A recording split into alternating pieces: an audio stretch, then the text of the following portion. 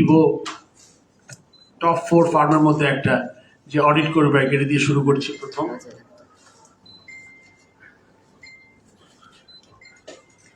আমাদের যে টেন্ডার প্রসেসটা ছিল, একটা যে স্টেডিয়াম পূর্বাচলে হওয়ার কথা ছিল, সেই ওই স্টেডিয়াম টেন্ডার প্রসেসটা আমরা কালকে লাস্ট ডেট ছিল, এটা ক্যান্সেল করেছি আমরা সর্বসম্মতিক্রমে।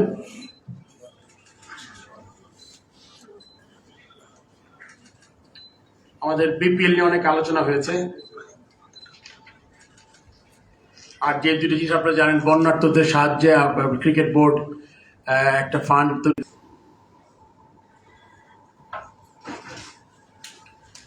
মোটামুটি এই ব্যাপারগুলো আলোচনা হয়েছে। তারপরে এই এজেন্ডা ছাড়া বেশ কিছু জিনিস আলোচনা করেছি, বাট আপনারা মনে করেন মিসেলিনিয়াসে গ্রাউন্ডস, যেটা আমি প্রথমে বলেছিলাম যে আমার খুব একটা ইম্পর্টেন্ট জায়গা হবে। আপনি জানেন যে গ্রাউন্ডস অ্যান্ড আম্পায়ারিং খুব গুরুত্বপূর্ণ দুটো জায়গা, এই দুটো ইমপ্রুভ করাটা আমাদের আমি খুব জরুরি মনে করেছি।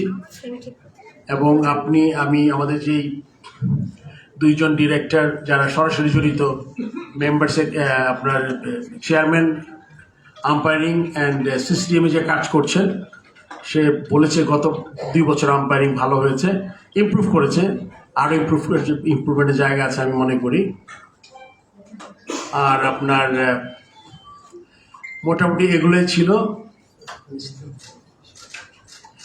আর একটা খুব গুরুত্বপূর্ণ ব্যাপার আমরা আলোচনা করি, আমাদের রিভাইভ করাটা খুব জরুরি, but at the same time যেহেতু কয়েক বছর ধরে বন্ধ আছে, এটা আমরা কী স্ট্রাকচারে রিভাইভ করব, ওই স্ট্রাকচার নিয়ে একটু আলোচনা করেছি। কারণ আপনি জানেন যে যে কোনো ডিভিশন থেকে যেটা কোয়ালিফাইংয়ে যেটা অনেক ট্যালেন্ট আসে, কিন্তু তারপরে আমরা মনে করি যদি স্ট্রাকচার করি তাহলে আমাদের বেটার প্লেয়ার সম্ভাবনা বেশি। আপনি জানেন গত 2 বছর থেকে আমি শুনেছি একাডেমির মাধ্যমে একটা টুর্নামেন্ট হতো, বাট ওইটা আসলে একটা আলাদা একটা টুর্নামেন্ট, বাট আমরা ওটা রাখবো না, আমরা রিয়েলি কোয়ালিফাইং সবাইকে ওপেন করে দেবো, এটা নিয়ে আমাদের আলোচনা বাকি আছে। বাট এটা কনফার্ম করেছি আমরা এই কোয়ালিফাইংটা নতুন করে মানে ফ্রুটফুলি চালু করবো। নট 2 টিম যারা 5 লাখ টাকা না কত আপনার ফিস ছিল, ওইটা আর থাকবে না। এটা আগে যেরকম ছিল রিজনেবল 20-25 হাজার টাকা ফিস দিয়ে আমরা শুরু করবো আর কি।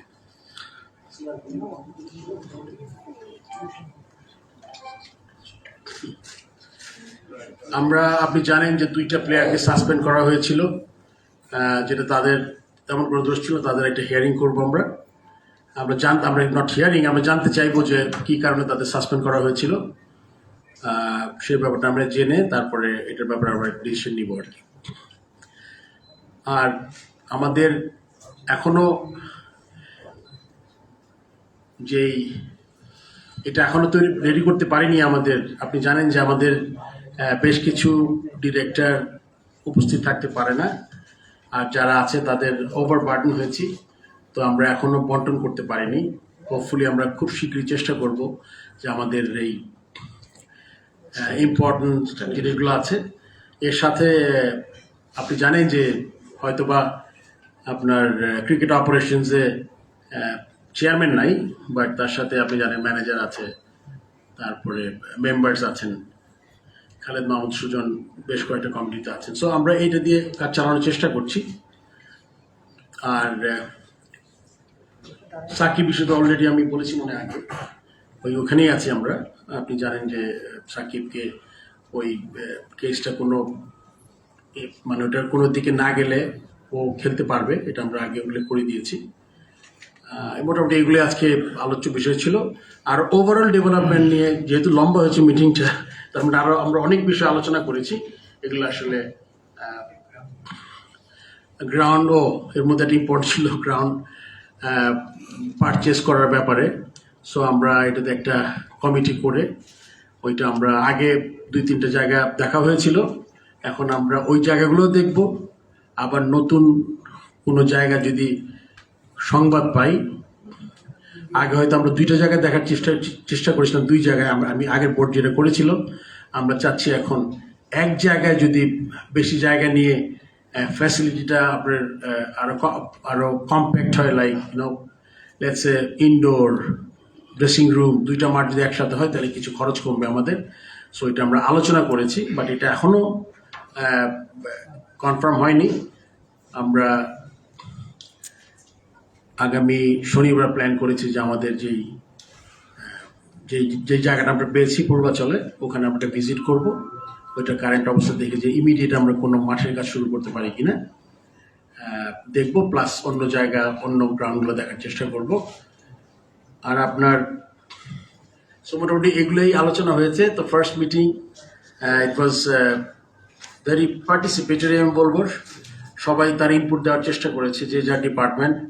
তার বাইরে গিয়ে মিসেলেনিয়াস আমরা অনেক জিনিস নিয়ে আলোচনা করেছি, একটু আগে বললাম। তো মোটামুটি এটাই। এখন যদি আপনাদের কিছু কোয়েশ্চেন থাকে আমি কোয়েশ্চেন নিব, বাট এটা আমার মনে হয় যে আপনারাও লম্বা সময় ধরে আছেন, আর আমি মনে করবো যে আমাদেরও লম্বা দিন গেছে। সো এটা যত শর্ট, আর আমরা তো মিটিং করবো আরও শীঘ্রই, সো ওটার জন্য থাকবে।